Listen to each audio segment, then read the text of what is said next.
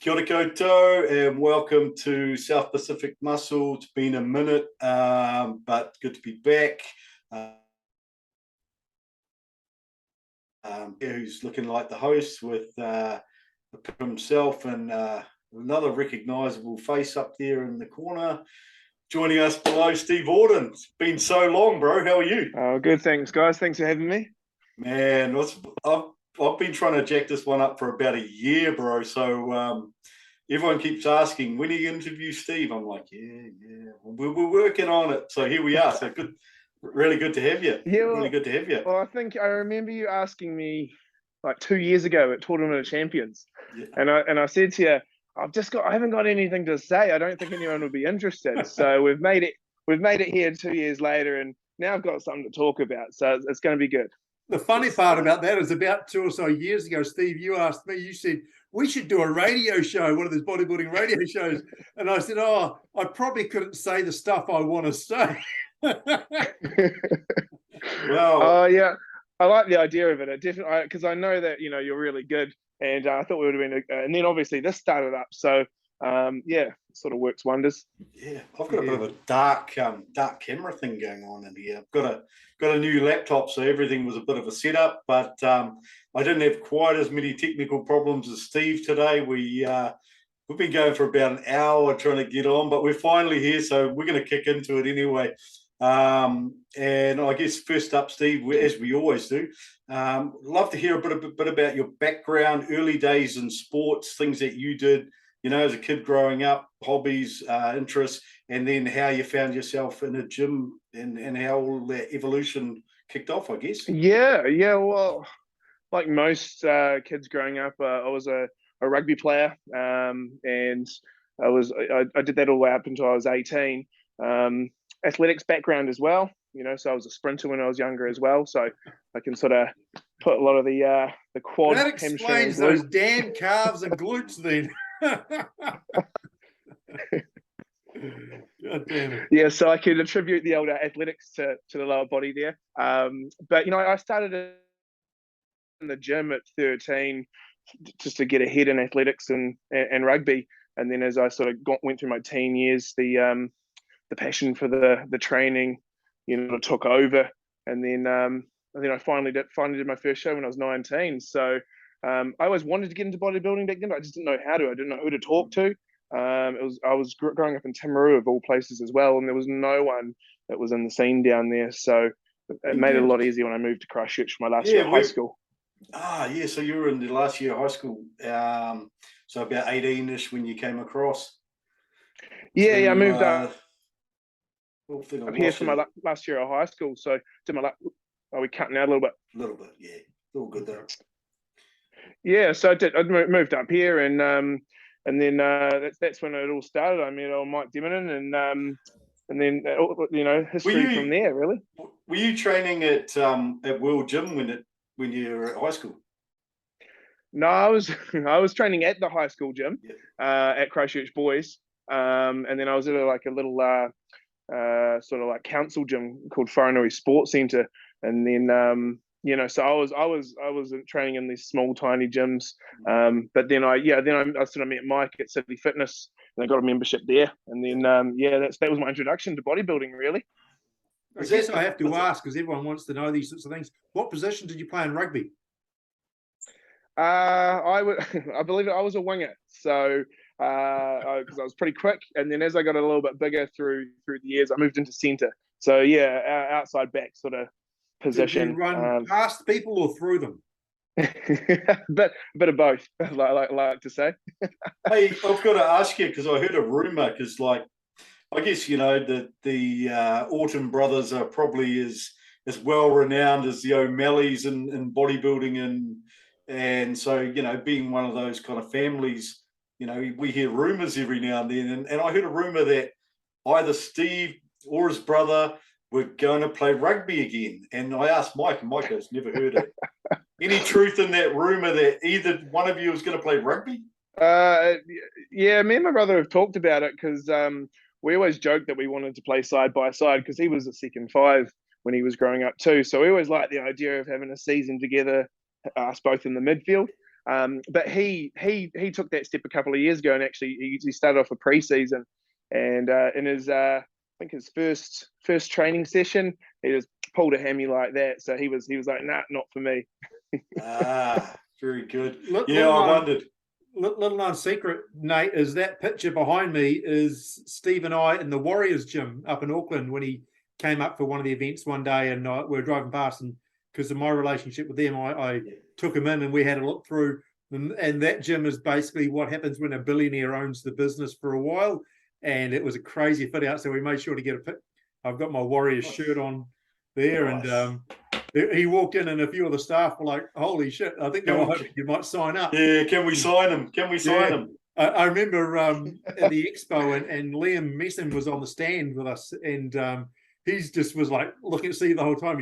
He says to me, I mean, that guy, he's like, "You're big, but that guy's next level." He's like a different person. Let's hit some X's and O's right from the start, because I think a lot of people obviously know Steve from nowadays, and some of us know Steve from way back when Kent was training him, versus, and through his NABBA years, and then into getting the pro card, etc.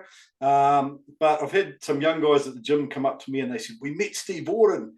He's huge," and I went, "You should have seen him." And I said, he's been taking it very easy, cruising along, doing other things in life, and that's him at about 80%. So let us know. Are they saying that these days? Yes, someone that met you at a recent show and told me how big you were, and I went, "You guys have no idea." So can you let us know? Tell us, when you kicked off, what you were kind of weighing, what you were in your first show.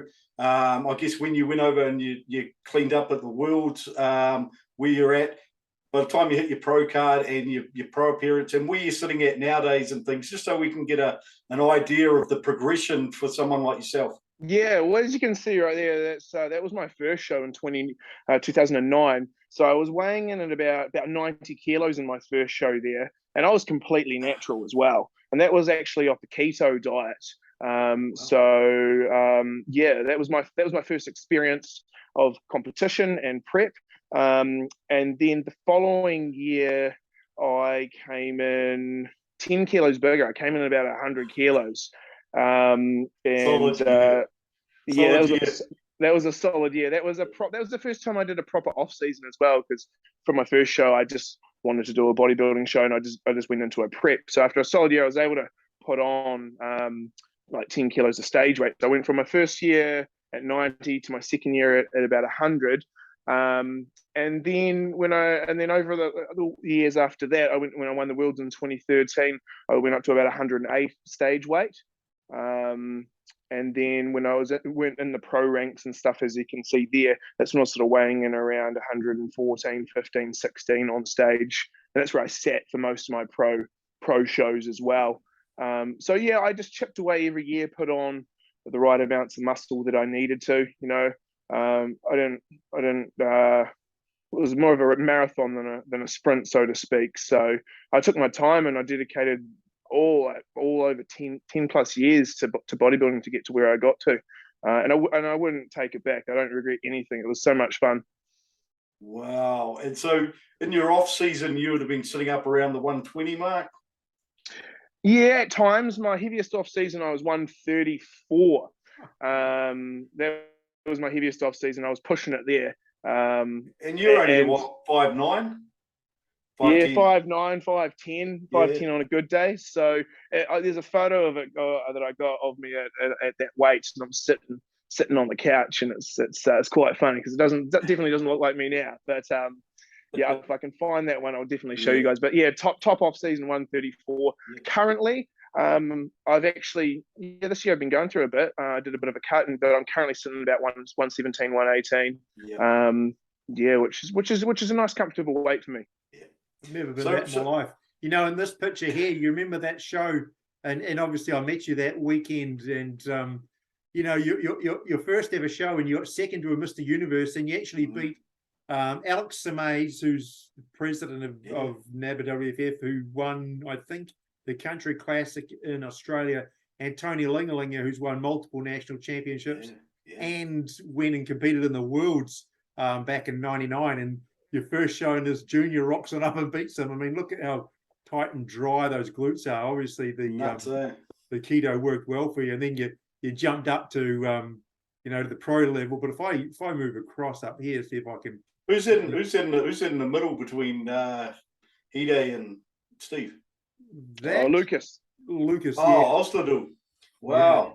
So you got some That was that's 2018. Yeah, that's 2018. That shot really does do me justice. That's a good one. It's one of my better poses. That's why. But yeah, people said that I possibly could have placed higher than Hide and Lucas in that show. But yeah, I feel like I've always been judged pretty fairly. But yeah, it's pretty hard when you go overseas and compete against these seasoned guys as well that are well known. Yeah, well known. Eh? I don't know. I spoke with one of the judges, and their reason for putting you down was bullshit. I'll say it because I don't give a shit, because it was wrong. Spade a spade.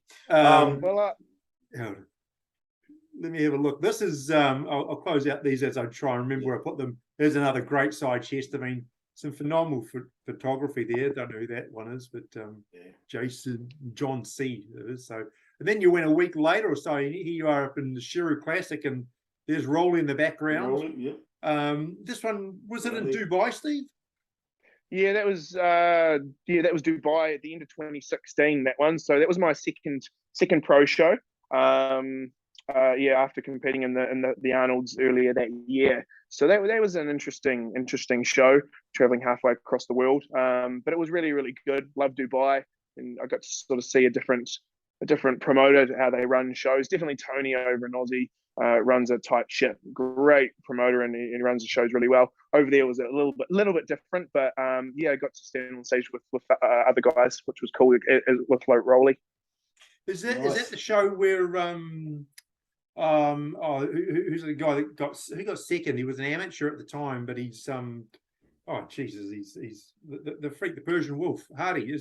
Hardy. It was Hardy's. I think that was Hardy's pro debut, that show there in Dubai. That was the Shiru Classic. Yeah, so he came out of nowhere. He must have won his pro card the day before or something like that. So now he's in the Olympia winning shows left, front, and centre. Yeah, and you've obviously done this one where you flew from Australia. You've done the Universe in London. You've competed in Rome. How does someone of your size and the amount of calories I assume you need to take in handle the travel aspect, flying around the world and trying to maintain shape and condition? Yeah, I was actually asking myself the same question the other day. I was like, how did I do it? You just kind of you do it. I'm one of those guys that actually ends up very, very flat and dry after traveling.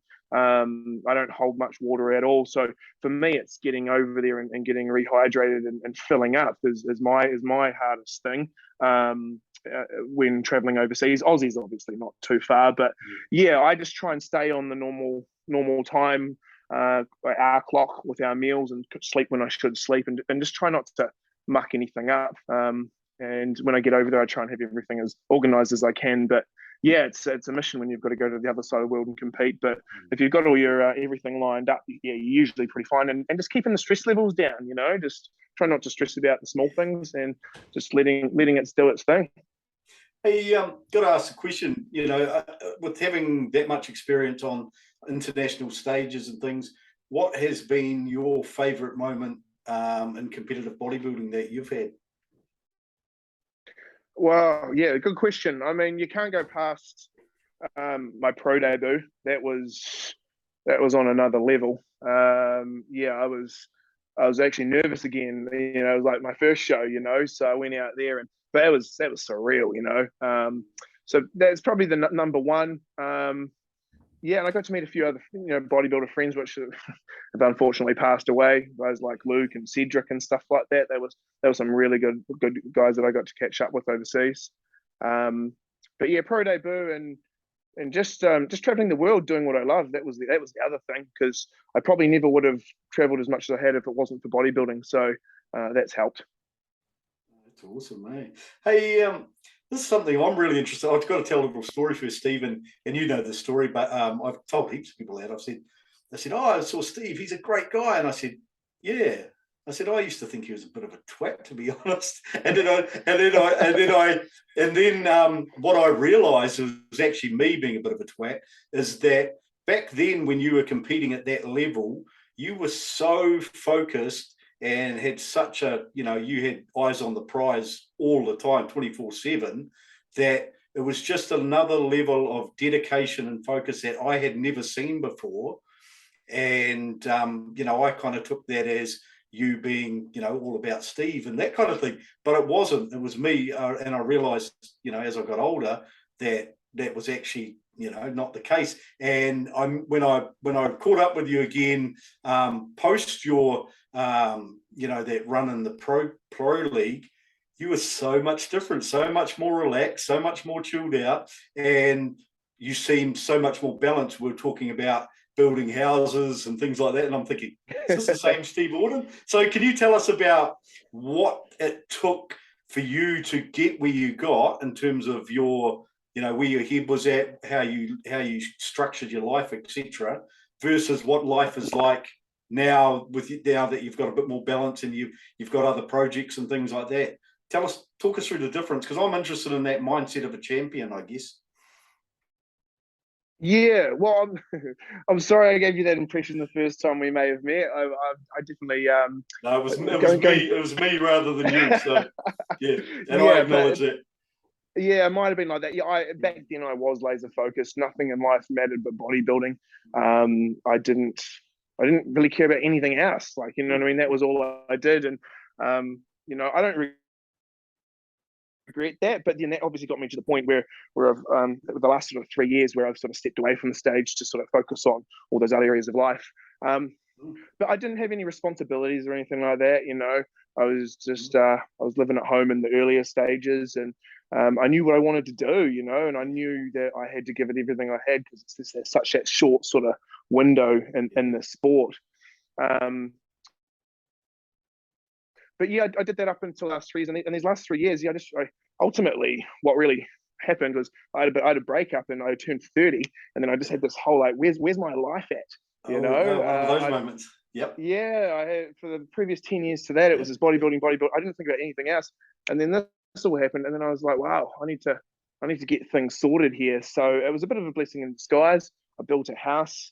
I enjoyed life a little bit, and I went out and had a few drinks and enjoyed a lot of the social aspects. That's not bad at all. Building a house, at 30 and around that age there, that seems like something that's another high achieving type thing, because most 30-year-olds wouldn't be in the position of either being able to manage the finances to do that, or the commitment to a project that big. Did you approach it just like you did with your bodybuilding? Kind of. Yeah. Well, that's a good question. I knew that if I put all the focus like I did into bodybuilding into other aspects of my life, that I would, hopefully be as successful at it. And that's one thing bodybuilding's taught me, So yeah, I did have a bit of help. I had a friend help me do that, so I had a few contacts with that. But yeah, it was the focus shift, and yeah, I still worked, I still trained, but I didn't really worry too much about put the pressure on myself. I didn't feel like I had to walk around and be Big Steve. I could be comfortable being a bit smaller and holding a bit more body fat, and it didn't bother me. It was actually quite nice mentally after 10 years of always having to be someone. And but now this year's been getting that sort of itch back, and we're starting to get the wheels in motion. So hopefully that explains it.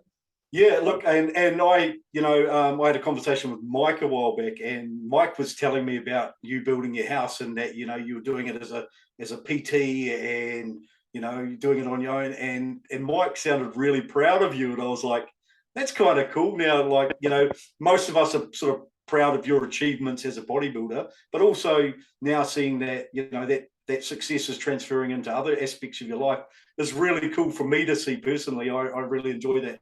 And I think it's a great lesson. Like, if someone like Steve, and look, Steve, I'll say this, another friend of mine who's a pro bodybuilder who I think very highly of, made the comment, Steve Orton has Olympia quality legs.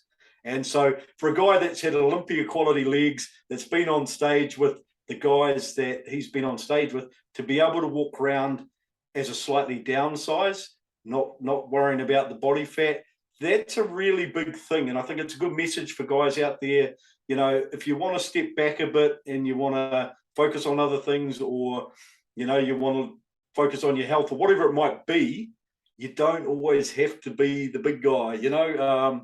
You can step back from that, because the other thing, as you say now, is you can always step back into the game, you know. So I think it's a good message, guys. So I take that on board. And, you know, people that are, you know, wanting to focus on other things or downsize for a while, you know, take it from Steve. You know, he's managed to go and achieve a bunch of things, and now he's kind of got a foot back in the ring. And that's leading to a question from our friend Damien down in Dunedin. He's saying, Steve, when are you getting on stage? Actually, it was Andrew Byron over in Aussie messaged me, when's Steve getting on stage again? And I said, we all want to know. So we're going to ask you the hard question. Are you going to get on? Are you thinking about getting on stage again, or have you committed to anything? Yeah, I haven't committed to anything, but I'm definitely getting the wheels in motion for something next year. Yeah, I'm just not too sure at what level I want, but I do want to get on a stage next year and then push my body again, whether that be on the professional stage with the big boys again, or whether that be, I don't know, on a natural side of things. I'm not too sure, because health for me is a big thing at the moment, and you know, as you can see, a lot of guys are passing away in the industry, and I don't want that to be me. But I definitely don't want to disappoint. I've got that fire back, and next year I definitely want to do something. I want to sort of sit down and have a chat to Mo about it too, and see what options are there. Yeah, so you're never going to be able to downsize and be a classic physique guy. I know you're not going to make that weight cut ever. You'd have to chop a limb off, I think. But yeah, that'd be interesting. To have we ever seen like a pro bodybuilder go from the level that you were at to going, hey, I'm going to have a shot and go on a natural stage? Some of them have competed naturally.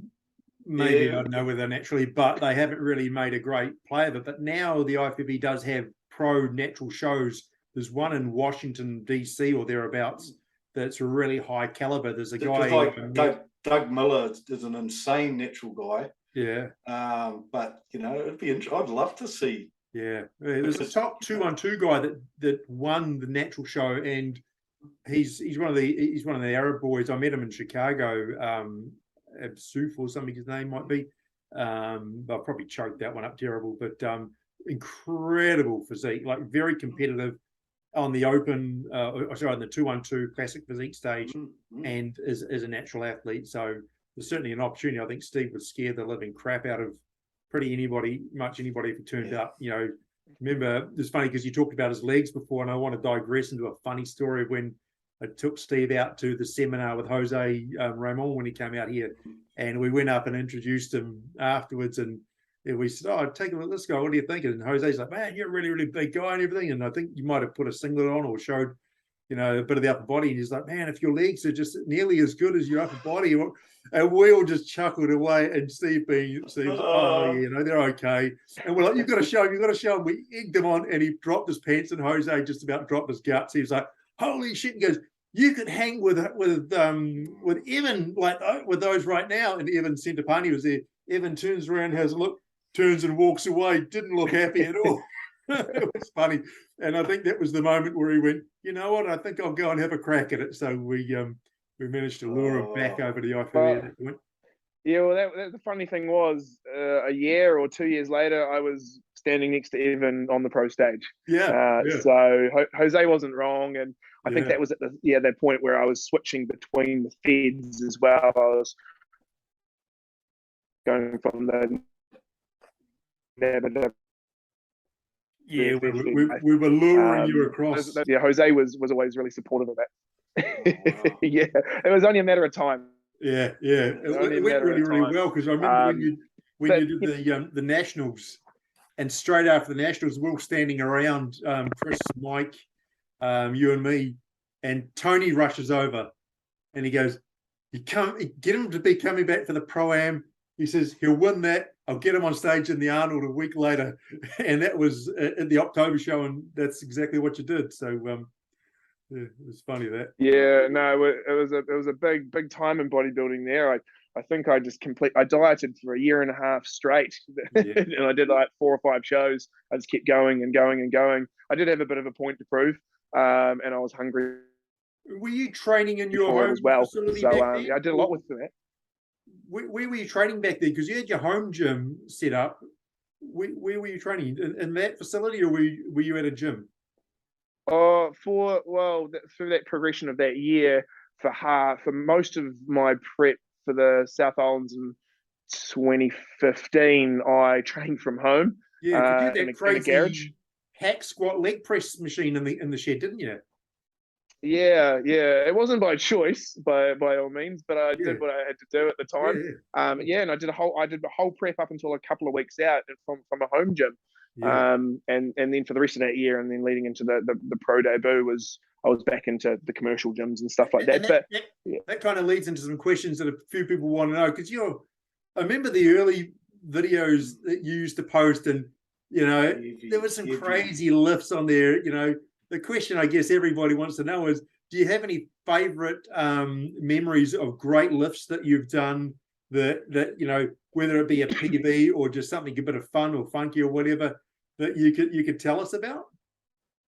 Yeah, well, one was I used to just do this funny thing back in the day, and I used to call it 5MS, and it just meant 5-minute squats, and at the end of my leg session, I just squatted for 5 minutes non-stop, and it was just my thing, and I did that for a year or so, and so that was something crazy, but at the end of the day, it was more gassing me out and hurting my lower back than my legs, so I stopped doing that pretty quickly, but it was pretty cool. Yeah, you got me to do it once, and I did it once.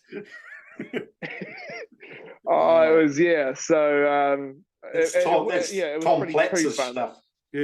Yeah, I think that's where I got the idea from. It was just squat, and squats were probably my favorite movement ever. Wasn't it you that got me onto doing legs twice a day for a period at one point? Yeah, maybe if it was a split, so yeah, like maybe some quads in the morning or whatnot, and then finishing off like some hammies and carbs at night. You got me doing heavy legs in the morning and light quad, squats in the morning, heavy, and then light quads at nighttime, priming them. I think you called it. It must have worked because they got bigger. Yeah, I just found since my legs could handle a lot of load and volume and stuff like that, because you're walking around on them every day. And my joints have always stayed pretty good. I've got some inflammation in my knees at the moment, but overall.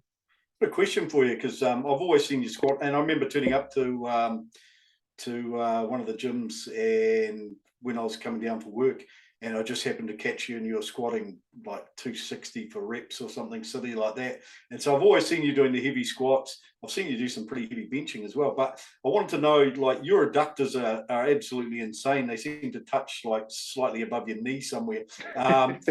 Did you do anything specific to develop that adductor? Because like that's most people lack in that area, Yeah, no, I've always had pretty good adductors. Nothing specific. I just probably squatted and leg pressed with a slightly wider stance, and I always did full range of motion exercises, and yeah, I love to lunge really. So when I look at a leg day, I always look at it from a squatting motion, a leg pressing motion, a lunging motion, and isolation movement like an extension, and then hamstrings really. So yeah, but I mean, I think the background with sprinting and slight genetic factors have helped me. But then again, when it came to leg day, it was no prisoners. I used to get scared every leg day, every week. I used to think about legs, and I just trained legs that much harder than anything else. I don't know why, but yeah, it just happened to be that way. The question has to be asked: do you do a wide squat? Is that why you've got big adductors, or do you do a wide squat because you got such big adductors that you can't simply bring your legs together? I mean, those things pop out, not above the knees, Nate. Those things pop out at the calves. They're crazy. Yeah, I think it was just the strongest point of where my feet needed to be to move the most amount of weight. To answer those other questions with movements, I mean, if anyone's interested, I front squatted, I think, 230 for 8. There's a video of that. I back squatted 300 for 4.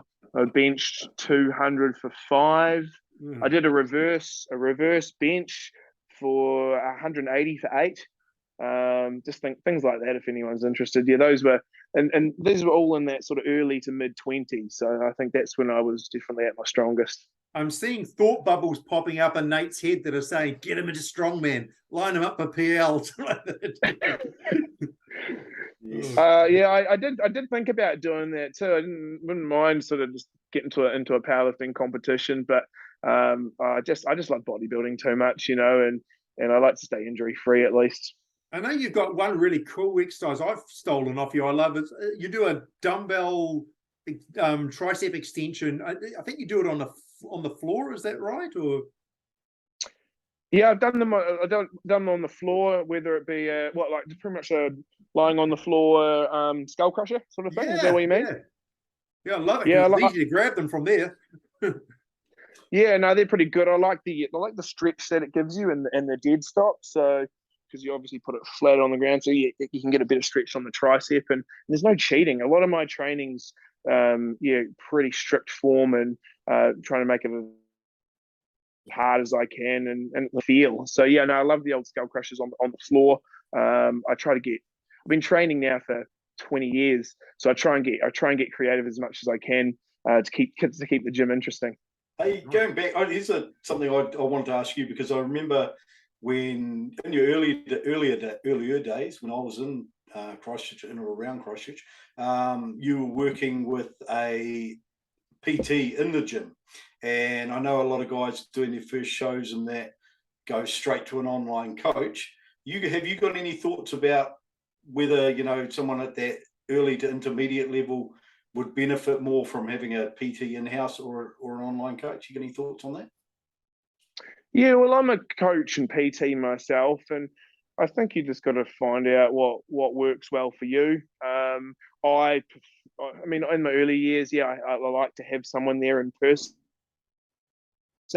I'm new to it, and you know, I was just soaking up the knowledge. So yeah, I found it in the earlier years in person, hands-on was really, really good. And as you get a little bit more experienced, I found the online stuff was, you know, because you become a bit more independent, you know, that was fine, you know. But if I had a choice, I'd always love to see a coach or a trainer or anyone that you are working with in person if I could. I mean, that's just my opinion.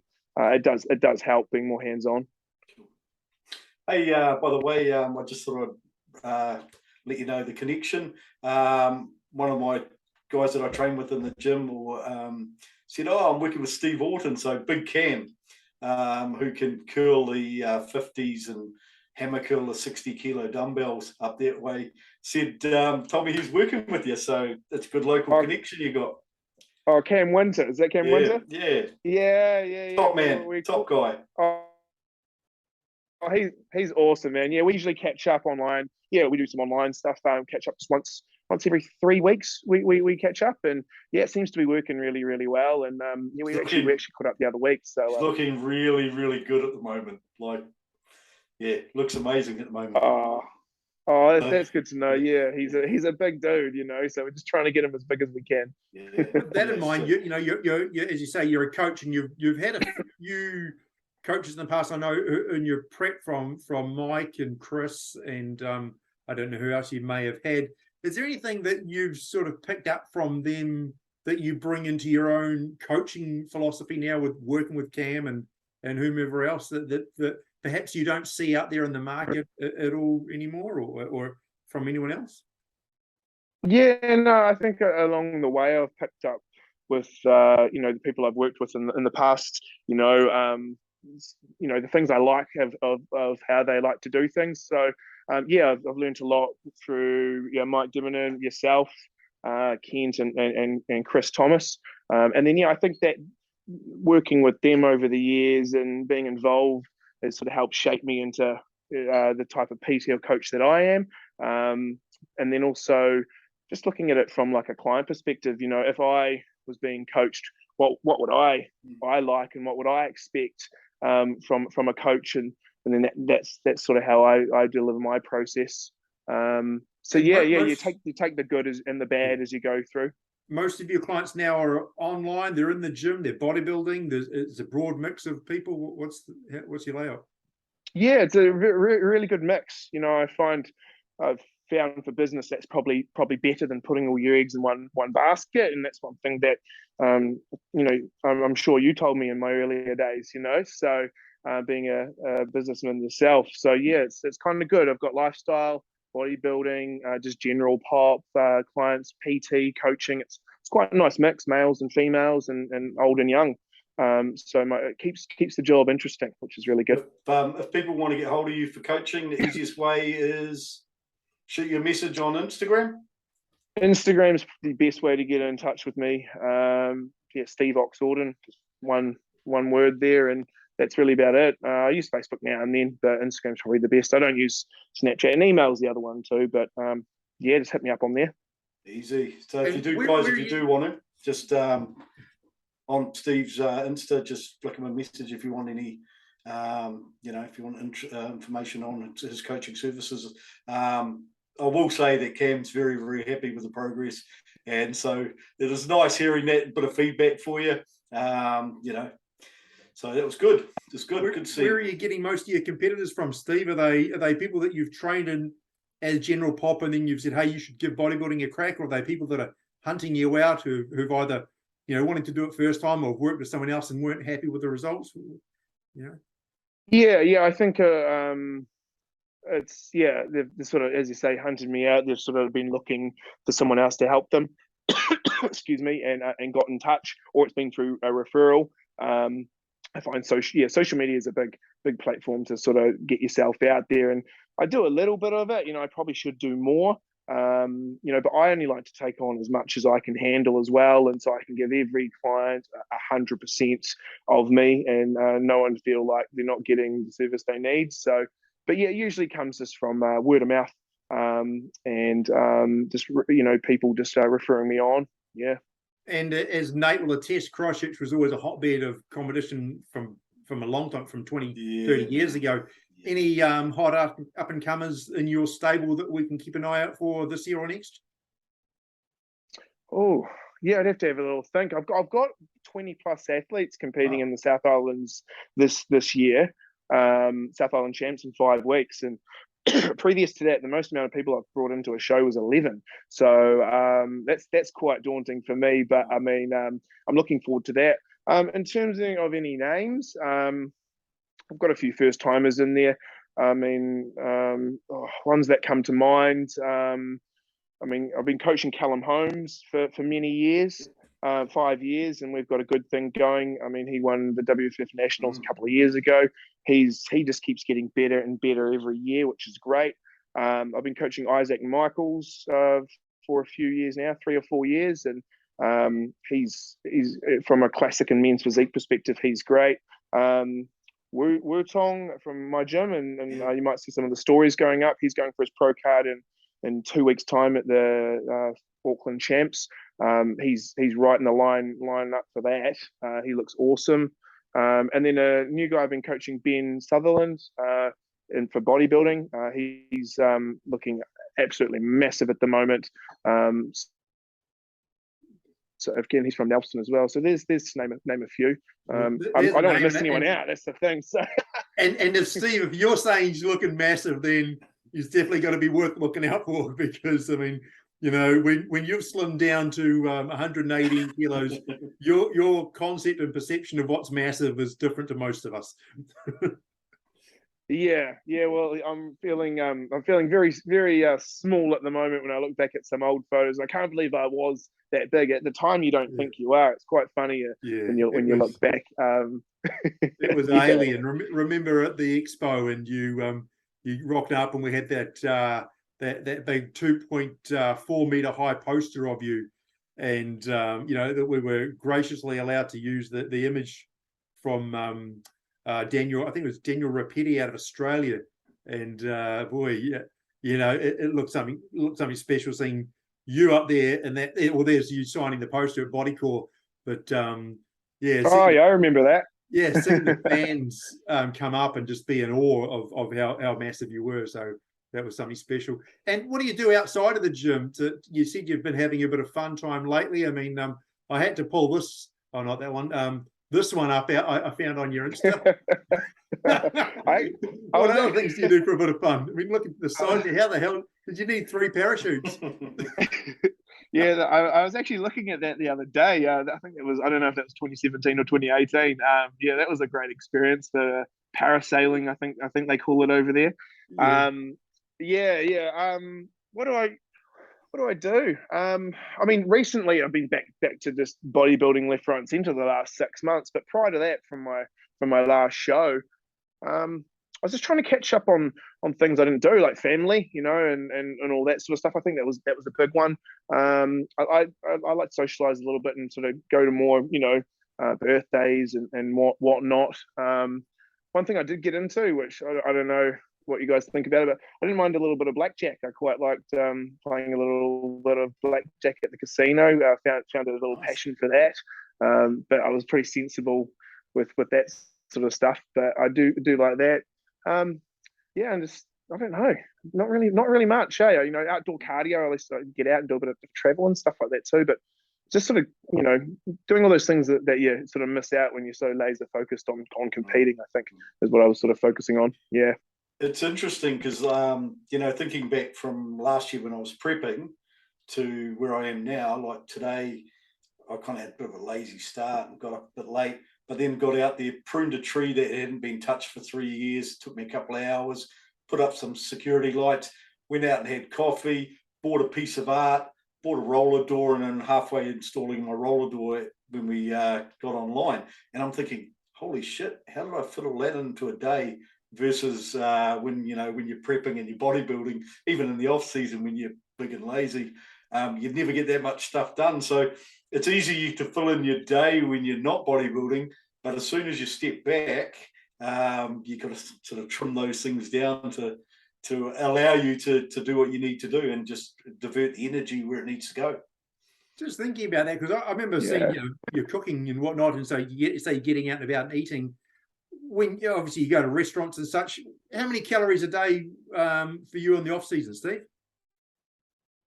Yeah, I've been posting this up on my Insta as of late, really. So currently as of tomorrow, I'll be eating 6,330 calories a day, which is the most I've ever eaten in a day, and that's me being 100% natural as well, with a little bit of cardio in there. So yeah, it's crazy.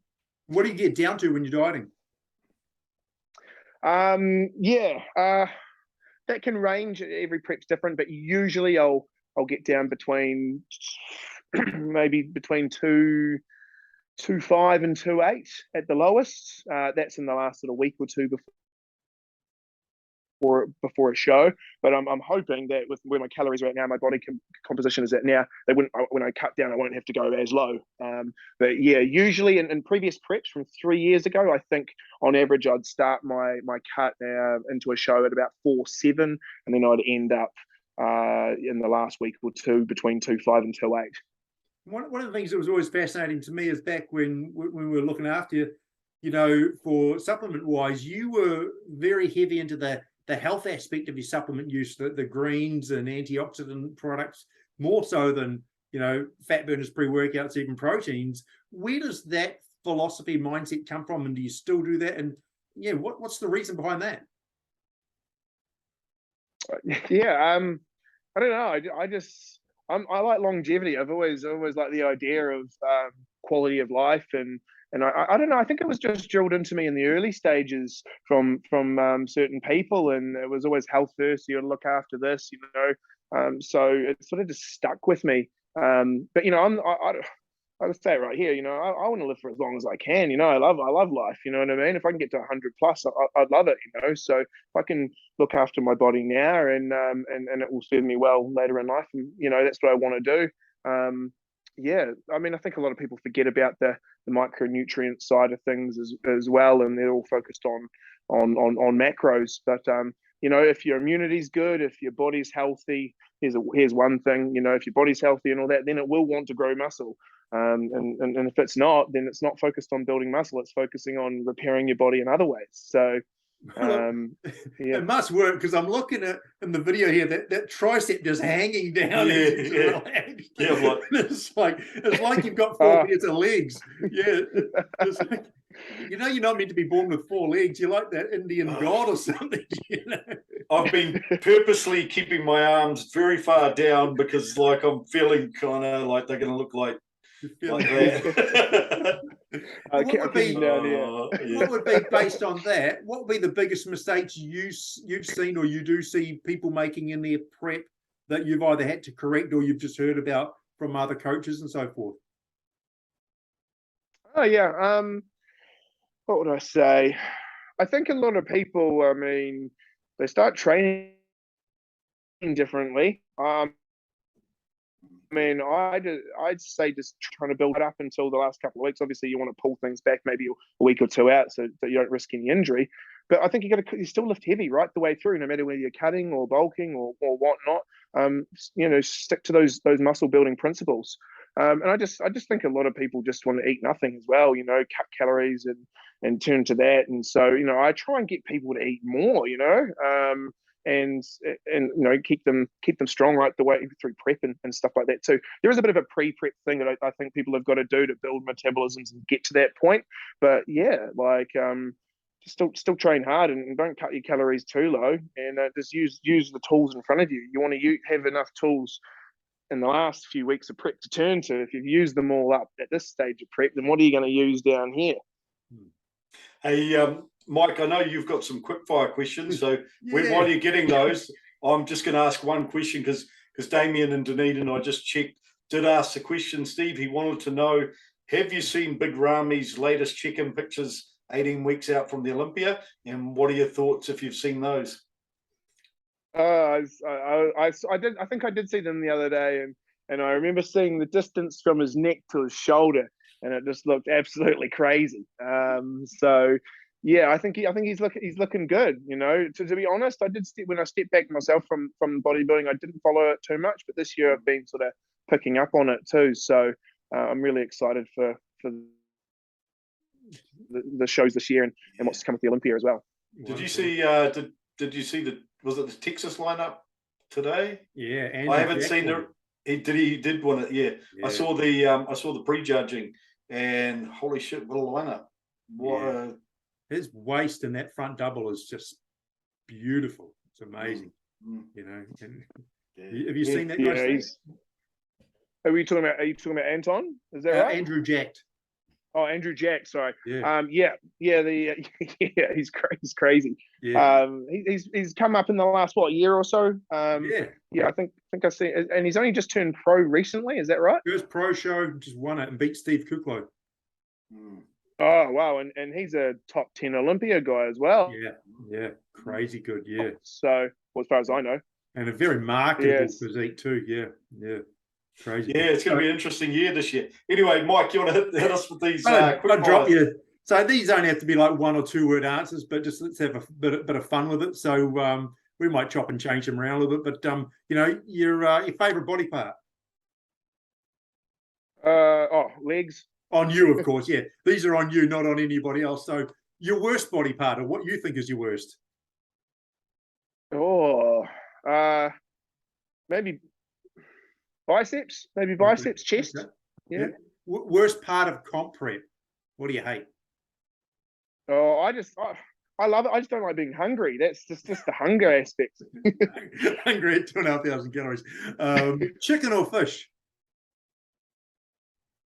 Oh, I like them both, but if I had to pick one, I'd be picking chicken. Okay. Would you go more cardio or cut your calories? I would do more cardio. Okay. Yeah. And your playlist when you're training, is it hard rock or hip hop? usually hard rock. But if I'm doing cardio, I might slow it down and pick something a bit lighter. And you got one bit of ink on the arm. Is that it, or are there more to come? Maybe more to come later in life. It's just the forearm.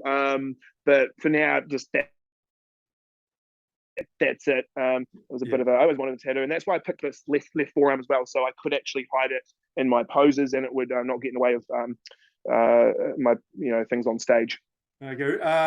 Blue posing trunks or red posing trunks?